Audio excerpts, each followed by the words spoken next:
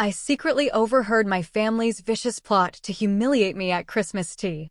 That very night, Mom called, absolutely furious, screaming, "Where are you?" I calmly questioned, "Did you enjoy my special gift?" Can you imagine finding out your own family was plotting to publicly humiliate you on Christmas Eve? Yeah, me neither. But that's exactly what happened. I overheard them laughing, planning to turn me into a punchline for a church video. And the worst part? It wasn't just a joke, it was a calculated betrayal that changed everything. You know, when I tell people my family lives in Plano, Texas, they always picture this warm, suburban comfort. Big houses, perfectly trimmed lawns, smiling parents, kids who grow up to be doctors or marry them. And honestly, for decades, that's exactly the fantasy my parents have curated. The Carters aren't just any Plano family. We're the kind others point to as an example of discipline, achievement, and good upbringing. At least, that's the image my parents fight desperately to maintain. My dad, Thomas Carter, built a small chain of high-end furniture stores across North Texas. At every dinner party, he'd puff out his chest and remind everyone he's self-made. Never mind that his own father, and my mom's parents, lent him the money to open his first store. He loves that story, though, the immigrant grind narrative, the bootstrap myth, the long hours, the sacrifices. Whether or not the numbers actually add up isn't the point. It's the brand. And in our house, everything is a brand. His business, our family image, even our emotions, which are usually polished into whatever photograph would play best on Facebook. My mother, Linda, she's the executive producer of that whole facade. She's the kind of woman who buys seasonal decor in bulk, organizes church charity galas like military operations, and knows exactly which family should sit at which table during Christmas brunch to create the best optics. Growing up, I used to watch her adjusting centerpieces or fixing her lipstick before answering the door, even if she was just expecting neighbors dropping off cookies. Presentation matters, she'd always say. People believe what they see. And in our family, people saw perfection. My older brother, Ryan, he just embodied it. At 32, he's an orthopedic surgeon. The golden child. The miracle boy who played varsity sports, went to med school, married a pretty blonde from church, and followed every single step of my father's blueprint. Dad never says he has a favorite child, but he doesn't have to. When Ryan walks into a room, Dad's whole posture changes. His chest widens, his voice deepens, his pride radiates so intensely, it's almost embarrassing to witness. And then there's Chloe, my little sister, 26.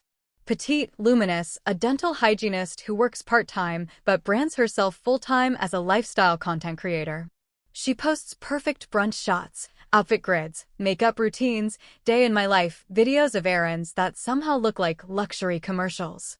Mom is obsessed with her, constantly fixing her hair, buying her clothes, photographing her at every angle like she's sculpting a porcelain doll. My baby girl, she calls her, as if Chloe were a fragile ornament that must always shine. Both Ryan and Chloe fit our family's aesthetic, clean, polished, white coat professions, or careers adjacent to them. Meanwhile, I'm Maya, 29, I've always been the glitch in the Carter algorithm. When I was younger, I loved math, science, anything mechanical. I could take apart a lawnmower at 15 and rebuild it in a weekend. Teachers pushed me toward Harvard, Yale, engineering programs, law school, anything prestigious. My parents saw me the same way. I was supposed to become the lawyer or the consultant, the one who completed their trio of shining children. They bragged about my test scores before I even took the tests. So, when I announced that I wanted to study automotive engineering at UT Austin and eventually become a mechanic, the silence at the dinner table was so violent, it felt like a physical blow. My dad dropped his fork. My mom blinked slowly, as if I'd told her I planned to join a circus. Ryan tried to hide a laugh behind his water glass. Chloe straight up snorted. "Why would you waste your potential like that?" Dad finally said, his voice laced with disbelief. "People like us don't do that kind of work." Mom was blunter. "We didn't sacrifice everything so you could smell like motor oil." That line stuck with me. She said it again years later, after I opened my repair shop, As if the worst thing a daughter could do was be useful in a way that wasn't photogenic. Ryan and Chloe treated my career like a running joke. At family dinners, they'd make comments like, "So, how's the grease pit?" or "Did you fix any fancy tractors this week?" Always with that half-pitying, half-amused tone. They weren't even trying to be cruel.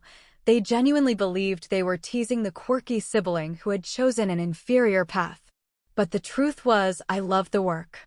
I loved helping single moms who couldn't afford dealership prices, delivery drivers who relied on their cars to pay rent, college kids scared they were being scammed by big auto shops. My customers weren't glamorous, but they were real. They were grateful. And they made me feel like I belonged somewhere. Still, in the Carter household, none of that mattered.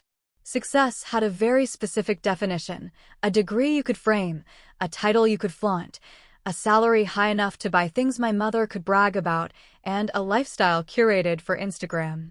A daughter who owned a repair shop, who wore jeans stained with grease, who worked with her hands, who knew the sound of an engine misfiring before it even started, didn't fit the picture. I wasn't just the odd one out. I was the flaw in their portrait, the smudge they tried to crop out whenever possible. And when you grow up in a family obsessed with image, being the smudge doesn't just make you invisible. It turns you into something they feel compelled to fix, reshape, or quietly erase.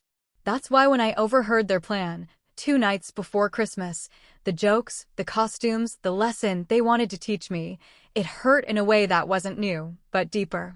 It was the final confirmation that, in my parents' eyes, my whole life had become an inconvenience to their brand. And I had finally reached the point where I was done being their flaw. If there's one thing I learned early, it's that passion doesn't need permission. It doesn't wait for approval. And it definitely doesn't care if your parents think it fits their Instagram aesthetic. I discovered mine the first semester I moved to Austin for college. While other students decorated dorm rooms with fairy lights and sorority paddles, I spent my afternoons in the engineering building elbow-deep in combustion systems and my weekends working part-time at a tiny auto shop off Burnett Road. I loved everything about it: the hum of engines, the raw honesty of machines, the way a car could go from broken to alive again because I understood what it needed. Austin was the first place I ever felt free. Free from Plano perfection. Free from my mother's constant need for polished appearances. Free from the subtle, but sharp reminders that I was the different one. I rode my old Honda Civic across long stretches of Texas highways with the windows down, music blasting so loud I could feel it in my ribs. That feeling, though. Wind, the hum of the engine, the sense that the road had no judgment, was a freedom no one could take from me. My parents, however, reacted as if I had personally offended the entire Carter bloodline.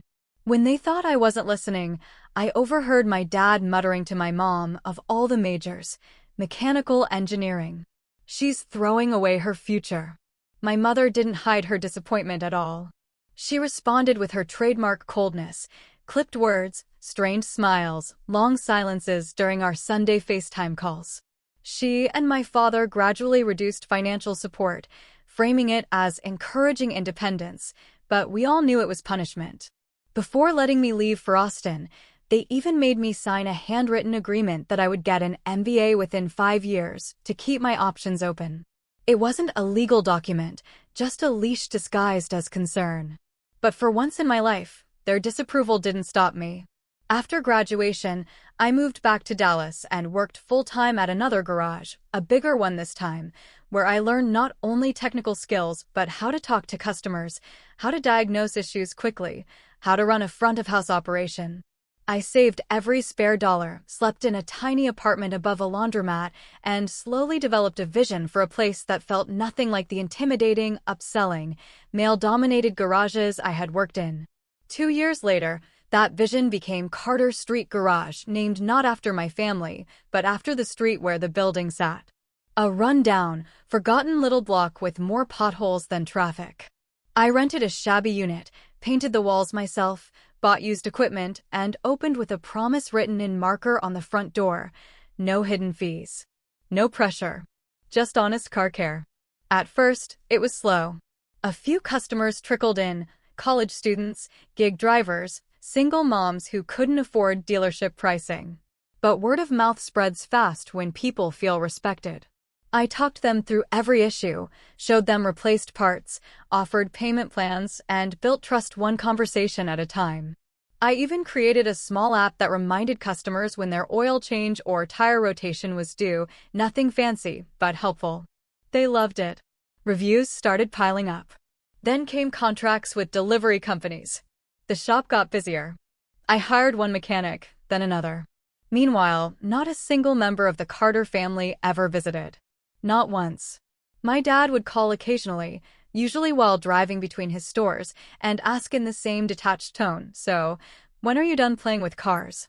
Every time he said it, I imagined reaching through the phone and shaking him. I'm not playing. This is my career. My business. My life. But I never said that. I just smiled through gritted teeth. My mother was worse. She would text me job listings, service advisor roles at luxury dealerships, administrative positions in corporate offices, accompanied by passive-aggressive notes like, "This would be a nice way to use your people skills." When I ignored them, she escalated. "At least wear a blazer when you talk to customers. You never know who might walk in." As if professionalism could be boiled down to fabric choices. What neither of them understood, what they never bothered to ask, was that my shop was doing better than fine. It wasn't glamorous, but it was profitable. I had a steady income, savings, and a growing community of customers who trusted me more than any fancy dealership. I didn't need Ryan's paycheck or Chloe's sponsored posts. I was building something real. Quietly, on the side, I started learning more. Instead of drinking wine at charity galas like my mother, I spent my nights studying finance, small business law, and real estate trends.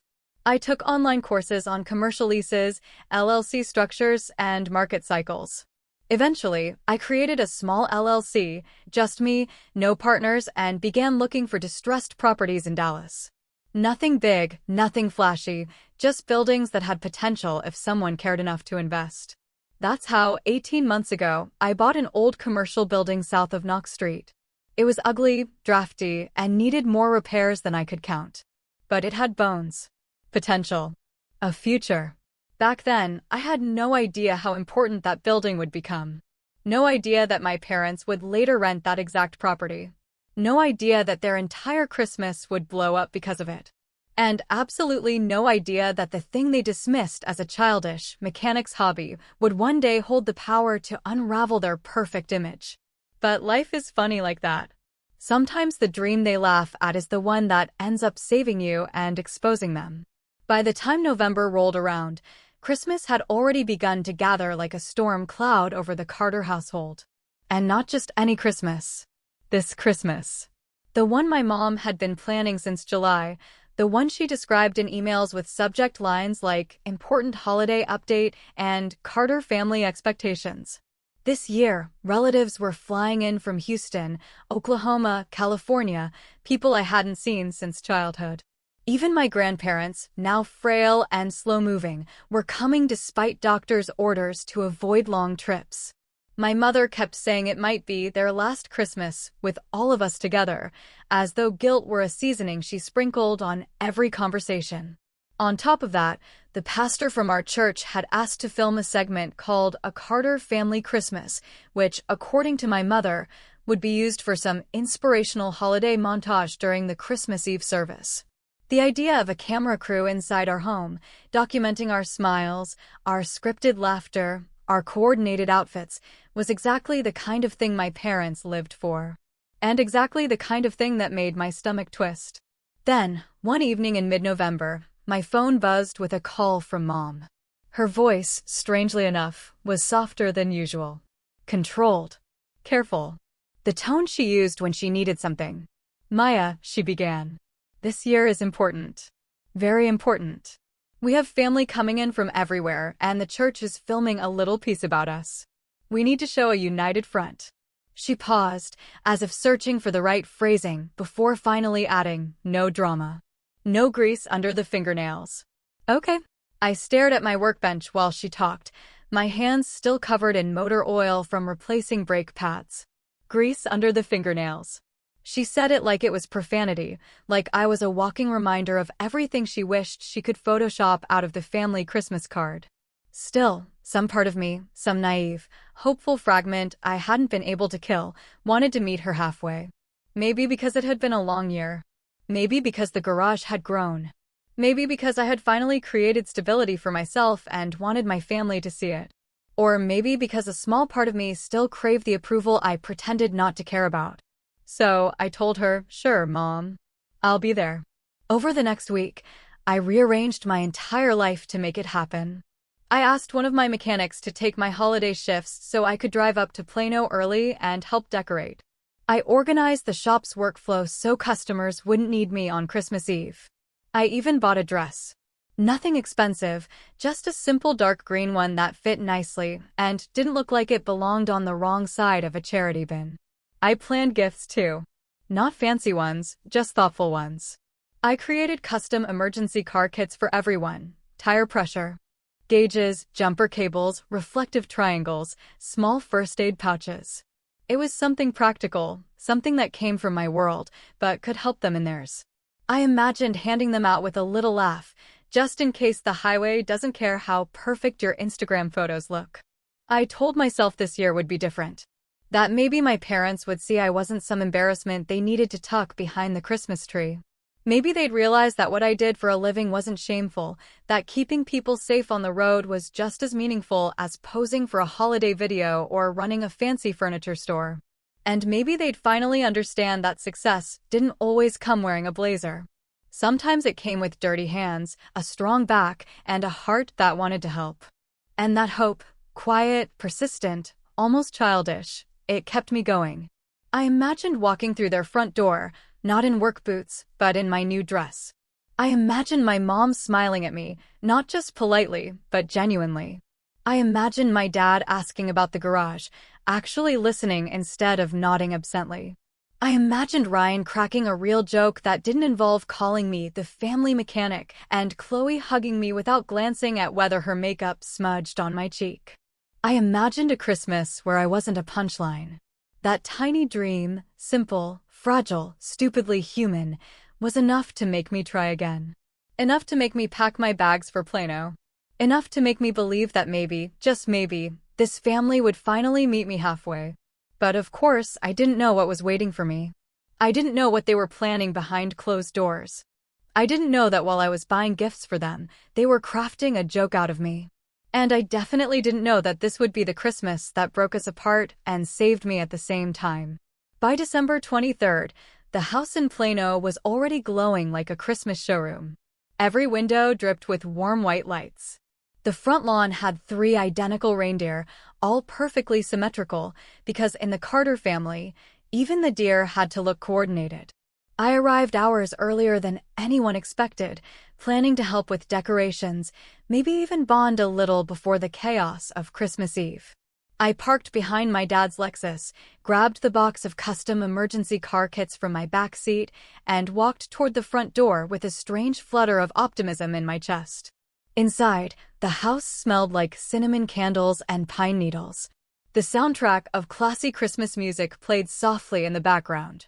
My mom greeted me not with a hug, but with, "Oh good. You're early. Can you take those basement decorations downstairs? They're stacked by the pantry." Her voice was brisk, already stressed, already focused on everything but me. Still, I nodded and headed toward the kitchen, passing the dining room on the way. That's when I heard it. Laughter. Loud, unfiltered. The kind that usually filled this house only when the jokes were about somebody else. I froze when I heard my name in the middle of the noise. Maya. Instinctively, I stepped closer, stopping just outside the dining room door. It was cracked open barely, just enough for voices to slip through. And what I heard next didn't just stop me. It hollowed me out. My mother's voice, syrupy and excited. "Pastor Jim wants a fun moment on camera for the church video." I thought we could do a little skit about Maya's career choices. My father's laugh followed, deep and amused, like this was the best idea he'd heard all month.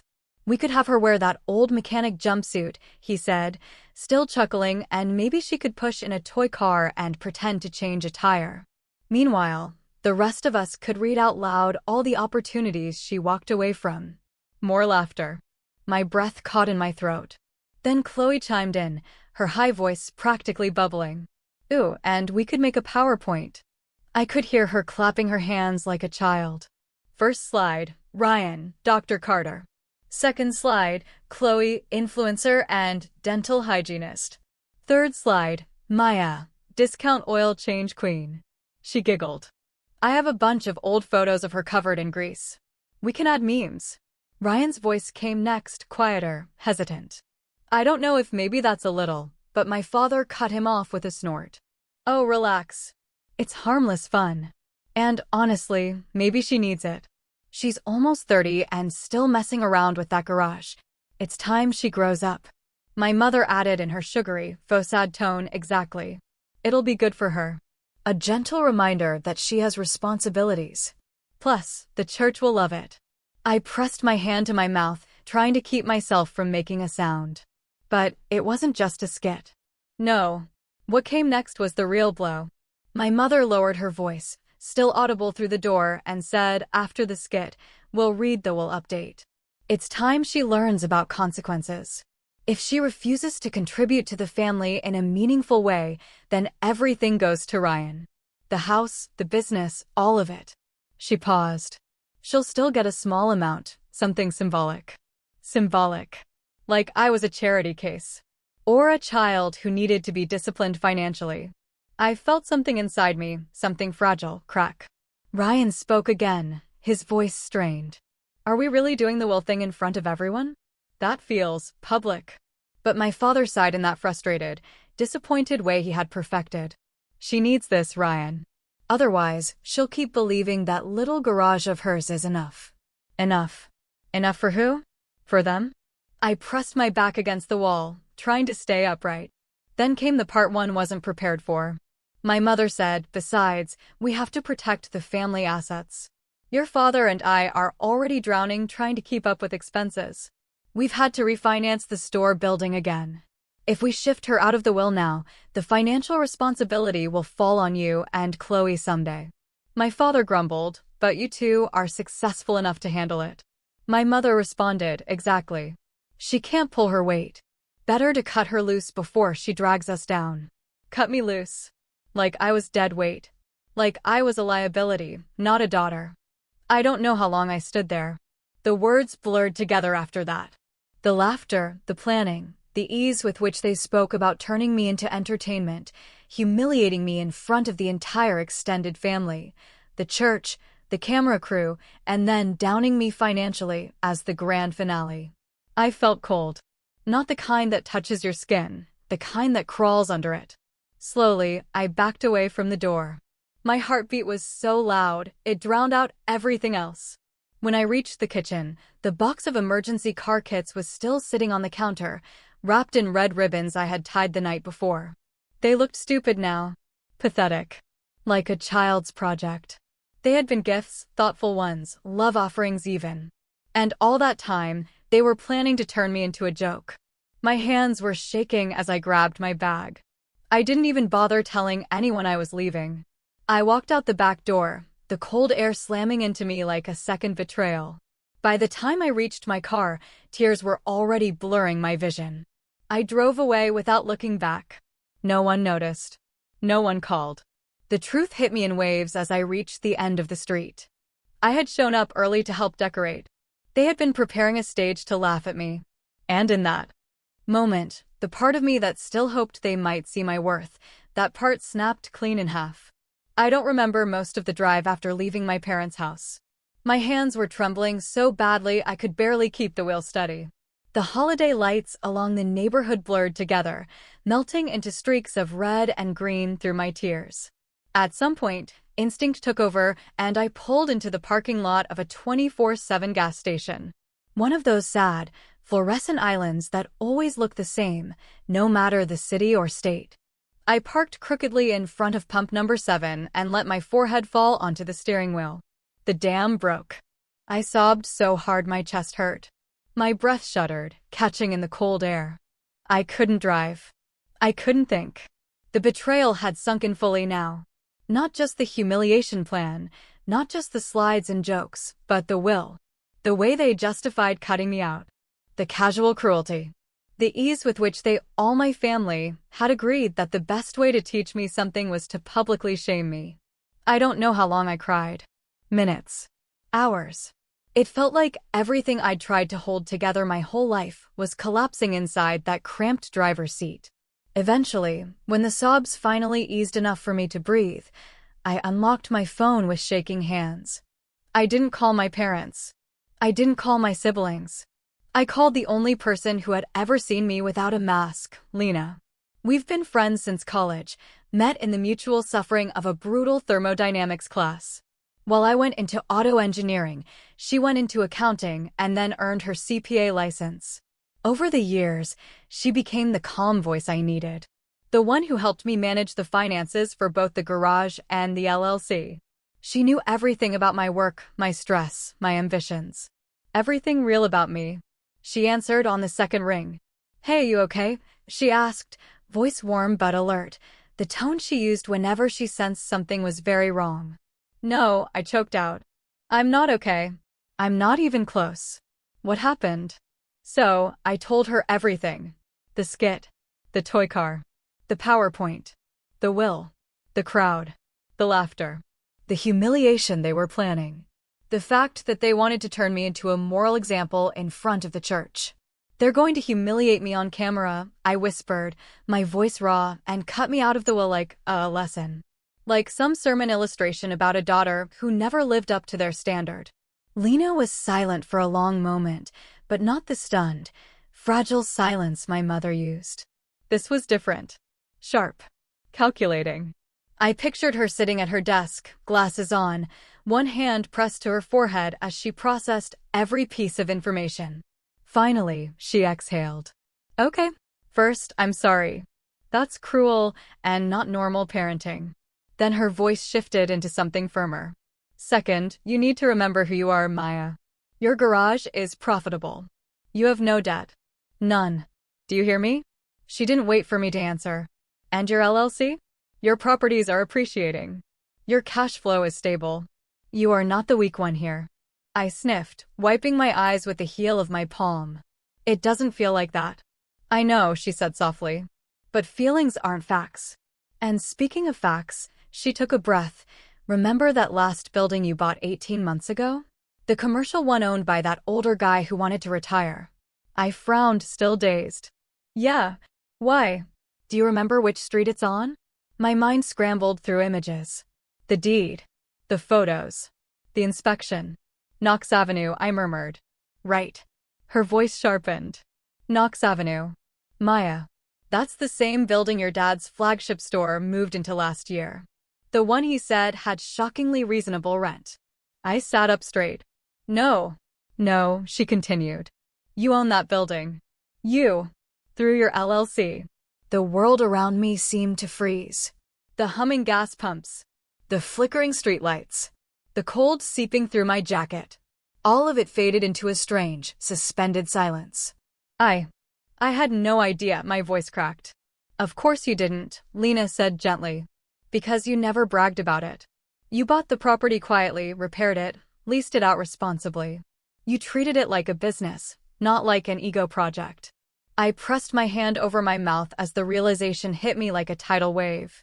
My parents, the people berating me for not being successful, were renting their pride and joy flagship location from me.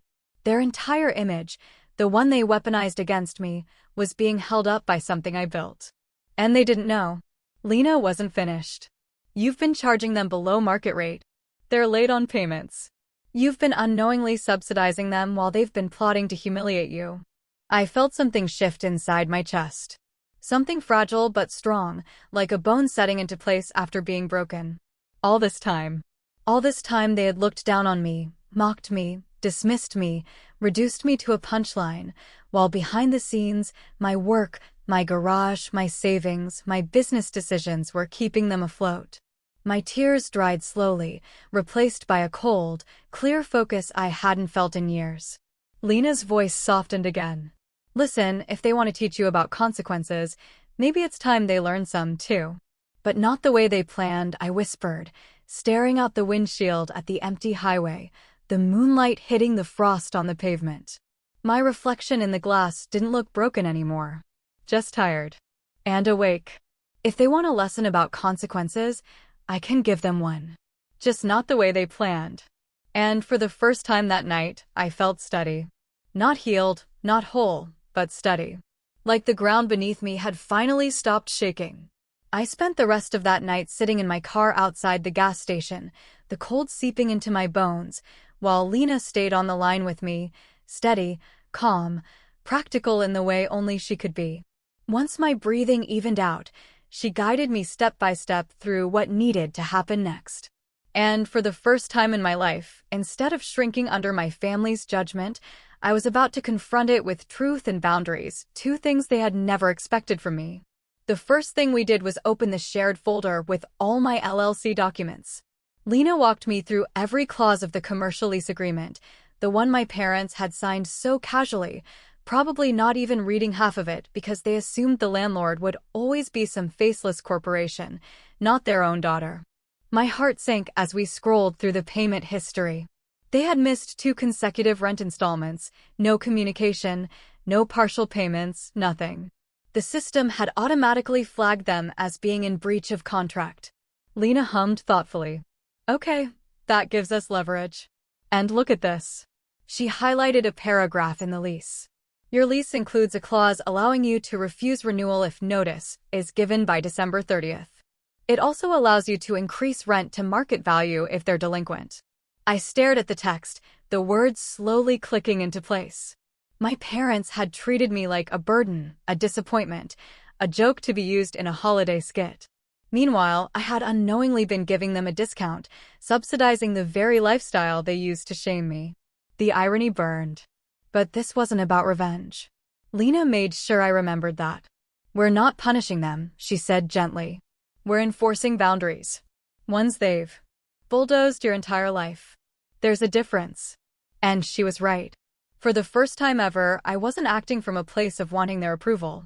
I wasn't scrambling to prove I was worth loving. I was simply stepping out from under them. We got to work. By 2 a.m., we had drafted the framework for what Lena jokingly called the Christmas gift. Though the truth was, it wasn't a gift. It was accountability wrapped in legal stationery. The real gift was clarity, the sort I wished I'd had years earlier. The plan was simple, clean, and painfully fair. 1. A formal letter from a licensed attorney, one of Lena's colleagues, would be delivered to my parents during Christmas Eve dinner. The timing wasn't vindictive. It was symbolic. They had chosen that night to humiliate me. I chose it to tell the truth. 2. The letter would state that the current lease would not be renewed after January 30th. If they wished to remain in the building past February 1st, they would need to sign a new lease at market value, an amount far higher than what they'd been paying. 3. The overdue rent, 2 months' worth, would need to be paid within 15 days. 4. All guarantors listed on the original contract, my father, mother, and Ryan, were required to attend an in-person meeting with the attorney during the first week of January. Their signatures made them legally responsible. This wasn't punishment. This was business. 5. Attached to the packet, printed clearly for everyone to see, would be the official beneficial ownership documents confirming that I, Maya Carter, was the sole owner of the Knox Avenue property. No theatrics, no name-calling, no sabotage. Just facts, laid out plainly, the way they never expected. When we finalized the draft, Lena paused. Maya, she said, before we send this, I need to ask you something. I braced myself. What? She asked. Do you want to do this because you're hurt, or because you're ready to stop letting them hurt you? Her question hit me harder than anything my family had ever thrown at me, because the truth was, I wanted both. I was hurt, devastated, shattered. But beneath all of that was a quiet, steady truth. I was finally ready to stop letting them treat me like the family clown. I swallowed. I'm ready, I said softly. Then one more thing, she replied. I want you to schedule an appointment with a therapist. Not because you're broken, but because what you're doing is big, and you deserve someone who can help you stay grounded through it. Surprisingly, I didn't resist. I made the appointment before dawn. The next morning, instead of packing for Plano, I packed for Colorado. I rented a small Airbnb cabin outside Breckenridge. Nothing fancy, just wood, warmth, and quiet. Then I started making calls to the people who had become my real support system. The single moms whose cars I'd fixed for free during the pandemic. The delivery drivers who always brought me coffee before their morning routes. The gig workers who trusted me when no other shop took them seriously. A few friends from Austin. And of course, Lena. I told them I wasn't spending Christmas alone this year. They showed up without hesitation. And that's when it clicked. Family isn't the people who share your last name. Family is the people who show up when you're falling apart. As I drove toward Colorado, with snow beginning to dust the highway, I whispered to myself, more affirmation than declaration, if they chose to make me the punchline, I'd choose to stop being part of the joke. I would no longer sit at tables where I was the entertainment. I would no longer beg for love dressed as approval. I would no longer shrink myself to fit a role written for everyone but me. This Christmas, I wasn't running away. I was choosing where I belonged. And it wasn't in a dining room in Plano with a camera pointed at me. It was in a cabin in Colorado with people who saw me as human, not a prop. Christmas Eve arrived like two completely different worlds unfolding at the exact same time. In Plano, at the Carter house, the night gleamed with the kind of curated perfection that only my mother could orchestrate. Candles glowed in every window. Wreaths hung with surgical symmetry. And the giant Christmas tree shimmered for the camera crew from the church, who were already moving tripods around the living room. Someone was adjusting microphones. Another was testing the lighting. The Carter Christmas was, as always, a production. My mother floated through the house wearing a deep red dress, her smile tight but camera-ready. Whenever someone asked where I was, she tilted her head in that dramatic, sad way she'd perfected. "Oh, Maya," she sighed. "She's just so busy with that garage. You know how mechanics are around the holidays. But we're trying to keep the joy alive." The martyrdom in her voice was almost a performance of its own. Chloe, meanwhile, was in full influencer mode. She live-streamed little snippets of the house, the dessert table, the perfectly wrapped presents, the decorative archway of poinsettias. "It's family night," she chirped to her followers, her face glowing with filters. Then she added lightly, "Well, most of the family," and let the camera linger just long enough on the empty chair that was meant for me. "Some people just don't value nights like this, I guess." The comments flooded in with sympathetic emojis and messages about letting go of toxic siblings. Back in Colorado, the world looked nothing like Plano's staged elegance. The cabin I'd rented flickered with warm string lights, mismatched mugs of hot cocoa, and the chaos of a dozen people trying to cook in a tiny kitchen. Lena wore an ugly sweater with a reindeer whose eyes crossed when she moved. One of the delivery drivers I'd supported during the summer showed up with tamales from his mom. Two single moms, Sarah and Bree, brought their kids, who were now building a lopsided gingerbread house on the coffee table. My hands still smelled faintly of engine oil from fixing Bree's flat tire earlier that afternoon. No one minded. No one looked embarrassed. In fact, one of the guys laughed and said, "Hey Maya, you mind showing me how to check my winter tires later? I want to make sure I survive this mountain." I nodded and smiled. This place, this group, felt more like family than anything waiting for me in Plano. We played music, we cooked, we teased each other. And for a little while, I forgot that hundreds of miles away, a different kind of Christmas was spiraling toward a moment I had set in motion. Until it happened. At the Carter house, right as everyone finished their first round of dessert, and the pastor's team gave a nod that the cameras were rolling again, the doorbell rang. My mother's face lit up. Delivery boxes on Christmas Eve usually meant gifts from donors, special church contributions, or something equally flattering. "Oh, let's bring it in. They can film this too." "Holiday generosity," she chirped. A young courier stepped inside, shivering in the Texas cold. "Delivery for the Carter family," he said, holding out a stack of large white envelopes stamped with a law firm logo. My mother accepted them with a smile so bright it could have hosted a charity gala.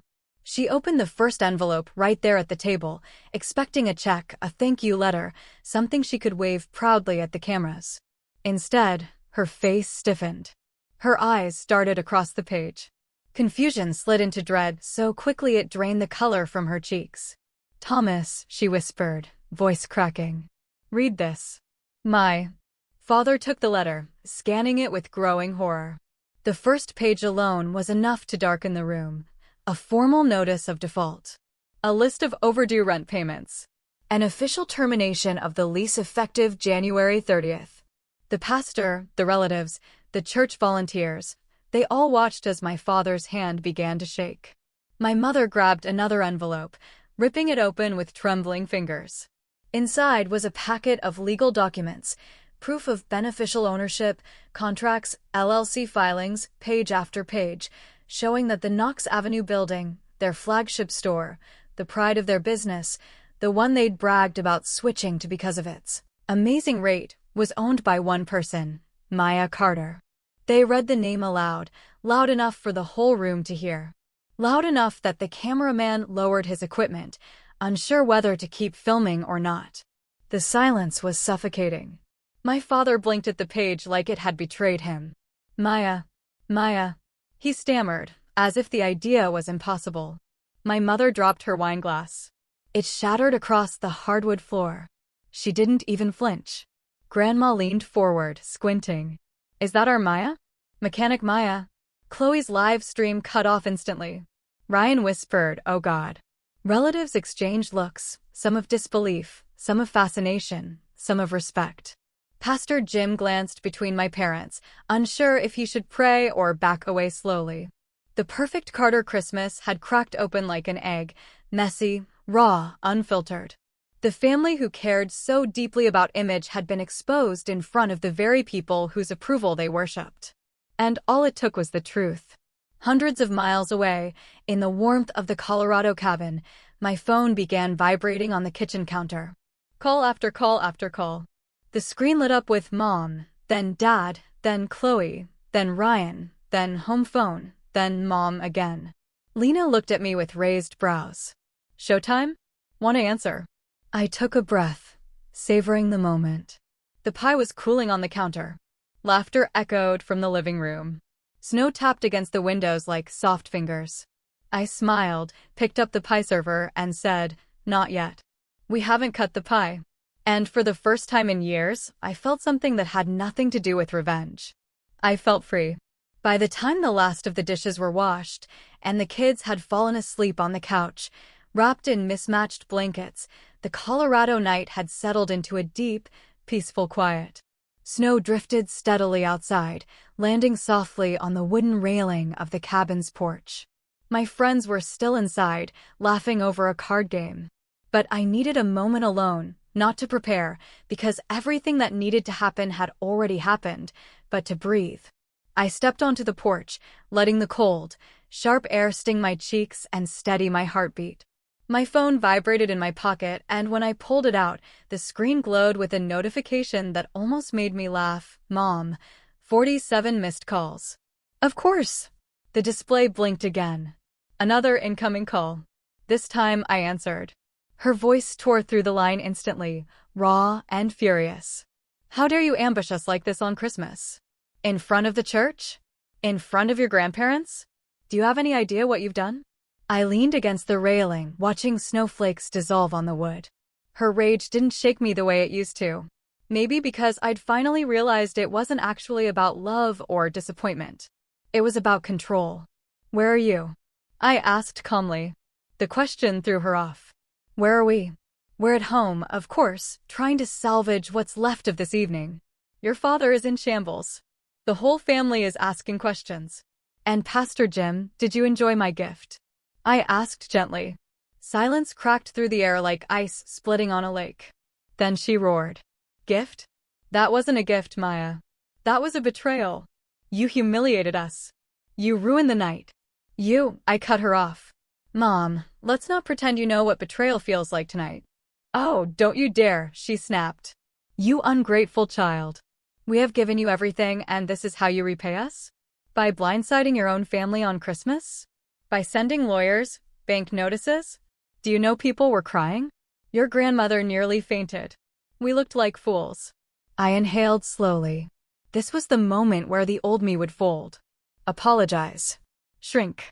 Blame herself. But that version of me was gone. Mom, I said quietly. You're angry at the consequences, not the truth.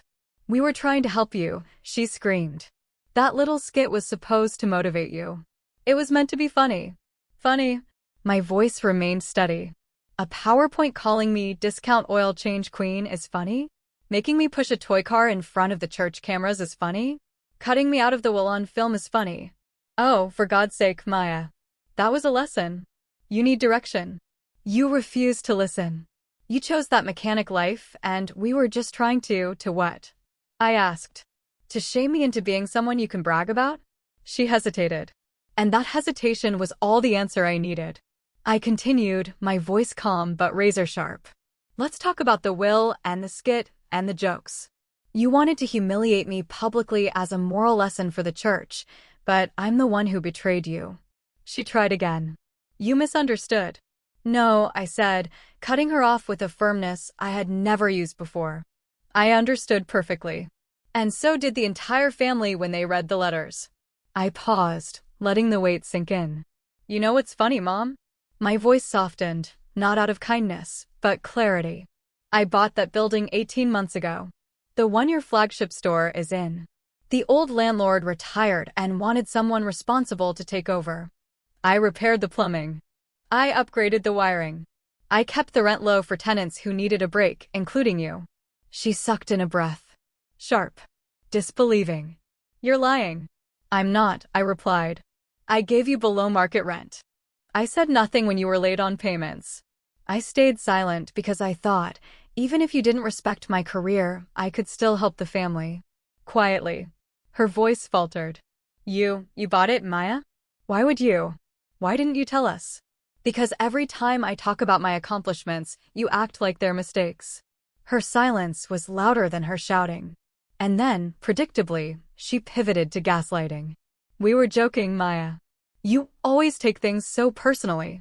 You know we love you. This isn't love, I said. And it wasn't a joke. A joke is mutual. A joke is harmless. A joke doesn't involve stripping your daughter from the will on camera to make her look like a failure. You're overreacting, she snapped.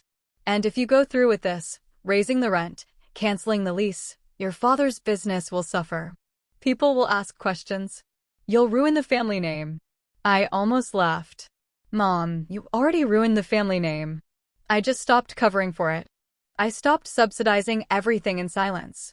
Her breathing turned into something frantic. Panicked. So what now? You think you can threaten us with buildings and lawyers? You think you can win?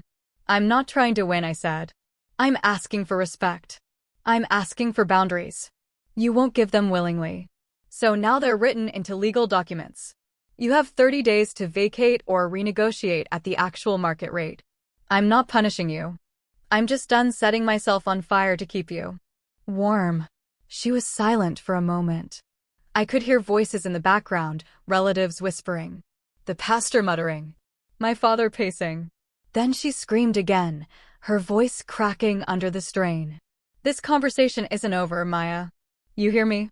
I felt the last piece of my fear dissolve. For me, I said softly. It actually is. I'm saying.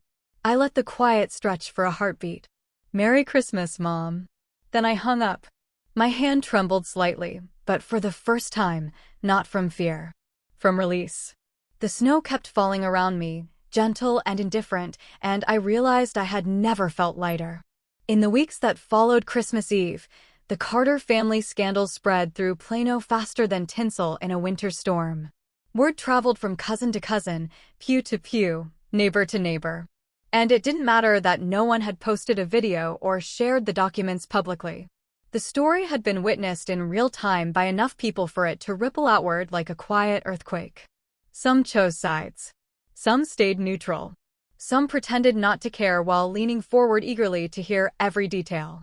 What surprised me most was that the reactions weren't what my parents had expected. A handful of church members and family friends defended them, wringing their hands and saying things like, Maya shouldn't have embarrassed her parents like that, especially on Christmas. But more than a few whispered a different question, a sharper one that cut through the polite surface. Why did they feel the need to teach a lesson to their grown daughter in front of the entire family? And since when is public humiliation a form of parenting? The question hovered in the air every Sunday at church, every family dinner, every volunteer night at the community center. My parents hated that question more than they hated my ambush, more than they hated the overdue payments being made public. Because for the first time, the narrative wasn't shaping in their favor. A week after Christmas, my father finally broke the silence. He didn't call, he sent an email. A long one, pages long, a full financial assessment, as he titled it, outlining profits, losses, and projections for the future of his furniture stores. He wrote about supply chain delays, seasonal downturns, and unforeseen financial pressures, which he believed justified why I should lower the rent instead of raising it. He ended with, "Families should support each other. We're asking you to reconsider the new lease terms for the sake of family unity." I didn't take the bait. I replied with 4 sentences. "Dad, thank you for the update. Please forward all business inquiries to the attorney handling the Knox Avenue lease. I extended discounted rent for 18 months as a personal courtesy, and now we are simply aligning with standard market value. Wishing you the best moving forward." It was the first time in my life I had responded to him without explaining, defending, or apologizing. He didn't reply. A few days later, Ryan called. He didn't bother with greetings. "What the hell were you thinking?" he snapped the moment I answered. "Do you even realize what you've done to Dad? He's furious. The whole family is." I cut him off. "Do you realize what you all planned for me?" He hesitated. "Planned for you? It was just a skit. A joke? A PowerPoint? A costume? Publicly cutting me from the will? All of it."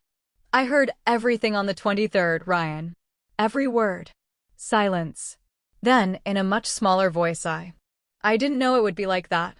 I thought it was just some silly church video. Mom said it was motivational. It was motivational?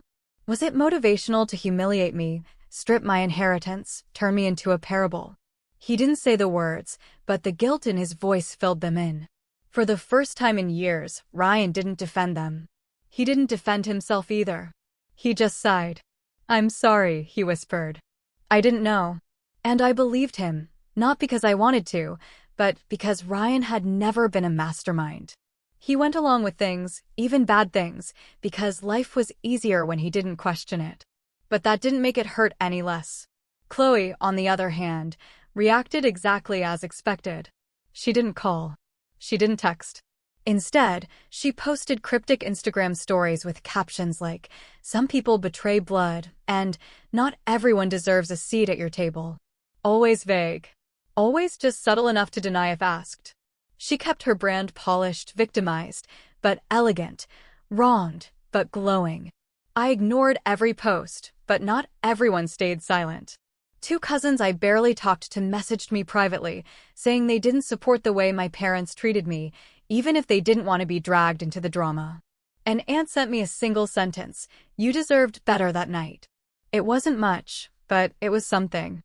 Meanwhile, in my world, the world outside the Carter performance, the consequences were wildly different.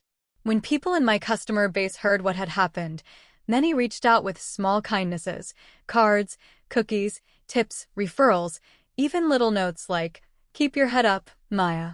You're one of the good ones." The garage got busier. New customers came in saying things like, "Heard you're the honest mechanic in town," or, "My cousin told me what happened. You deserve better." Word spread, not about scandal, but about strength. By mid-January, the garage had its best month since opening. And Lena and I, with more confidence than ever, began looking seriously at acquiring a second property. Not to rescue anyone. Not to prove anything. Not because I owed my family a safety net. But because it made sense for the business. Because I could. Because I had built something worth expanding. For the first time in my life, my decisions weren't influenced by fear of disappointing them. I wasn't shrinking or compensating or apologizing. I was finally living without their approval. And I wasn't just surviving. I was thriving. And yet, even with the peace that came from stepping away, I could sense a shift coming. Something quieter. Something that wasn't about contracts or consequences or Christmas scandals. The next chapter wasn't about punishing my family. It was about rebuilding myself. And that truth would become clearer 1 year later on another snowy winter night.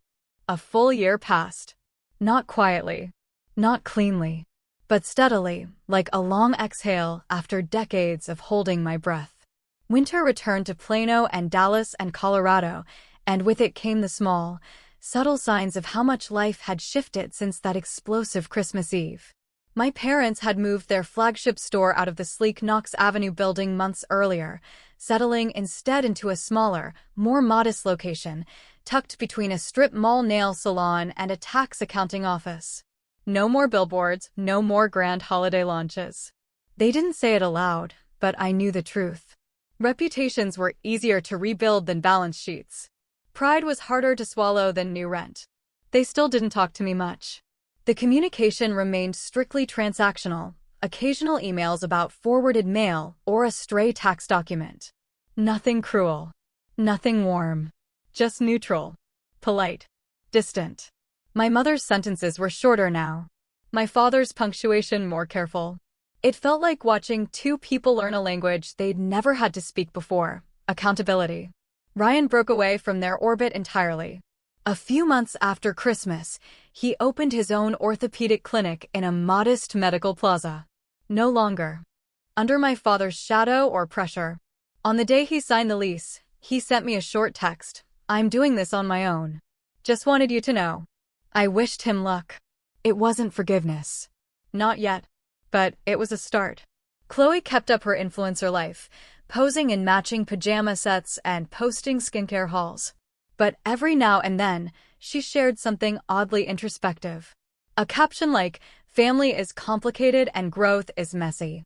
Or a selfie with a long paragraph about learning to see people beyond their labels.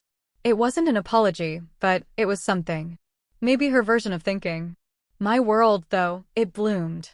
By late summer, my garage had grown so steadily that I opened a second small location. Nothing extravagant, just enough room for 3 lifts, 2 new hires, and a tiny break room with a microwave that only worked when you slammed the door just right. Lena helped me manage payroll, taxes, and the endless sea of paperwork I still hadn't gotten used to. Our free winter check program for single moms and low-income drivers became an annual tradition, one people in the community now anticipated, even volunteered for. I moved out of my small apartment near downtown Dallas and into a little house with its own garage, sun-faded siding, squeaky floors, and a yard that needed more work than I could ever finish. I renovated it piece by piece, sanding cabinets at midnight, replacing old pipes, rewiring the garage door myself. Every improvement felt like reclaiming something, a life, a home, a self. Emotionally, I kept going to therapy. I kept learning, slowly, stubbornly, that worth didn't come from being the daughter my parents wanted. That family wasn't a prize you earned. And most importantly, that growing up sometimes meant unlearning every story you were told about who you were allowed to be. Christmas returned faster than I expected. This year, I didn't even pretend to consider going to Plano. Instead, I drove back to the same cabin in Colorado, the place where everything had cracked open and begun again. But this time, the gathering was bigger, louder, warmer. Lena came, of course. So did a couple of my regular customers who had become friends. The one 17-year-old apprentice from my shop, Mina, joined, too, excitedly showing off the first car she had rebuilt herself. A few new friends arrived, people I'd met along the way, a delivery driver, a nurse, a school teacher. People who had no reason to show up besides the fact that they wanted to. People who didn't care what I wore or how clean my hands were. We cooked again, laughed louder, repeated the same silly tradition we'd invented the year before, sharing one moment from the year when we chose ourselves instead of someone else's expectations. When it was nearly over, when the fire had died down to glowing embers, and the sky outside had turned the deep navy blue of a mountain winter, I reached for my phone to check the time. That's when I saw it. An email from Dad. Just one line. No drama. No anger. No self-righteousness. Business is stable. We signed a fair lease on the new place. Ryan says your shop is doing well. I heard about your free winter checks. That's good work. Good work. Not a compliment, not entirely, but not a criticism either. It was the closest thing he'd ever sent to an acknowledgement. A small crack in the armor he'd spent years polishing. A sliver of humanity in the man who once called me a disappointment in a grease-stained uniform. I didn't cling to it. I didn't build fantasies around it. I simply smiled softly, quietly, and typed back, "I'm glad you're stable. I hope one day we can talk without turning each other into lessons." No pressure. No edge. No expectation. Just truth. Later that night, I stepped onto the same porch where I'd stood a year ago, under the same drifting snow, in the same mountain quiet. But everything felt different. Inside were people laughing. People who chose to be here not because of obligation. Not because of blood. Not because a pastor wanted a perfect holiday video. They were here because, in some strange, unexpected way, we'd become a family, a chosen one. And as I leaned against the railing, watching the snow settle over the pines, I realized something I had never understood before. Losing my family hadn't ended my story. It had given me back the pen. I inhaled, exhaled, and finally said, not to anyone in particular, but to myself, to the cold night, and to whoever needed to hear it, last Christmas, I thought losing my family would be the end of everything. Turns out, it was the beginning of my own story. Sometimes the kindest gift you can give yourself is to stop sitting at tables where you're the punchline. If you've ever been made into a joke by your own family, remember this: you were never born to be a prop in their performance. You deserve your own story. What would you have done in my place? Have you ever had to choose between your identity and your family's expectations? Tell me what you think. I really want to know.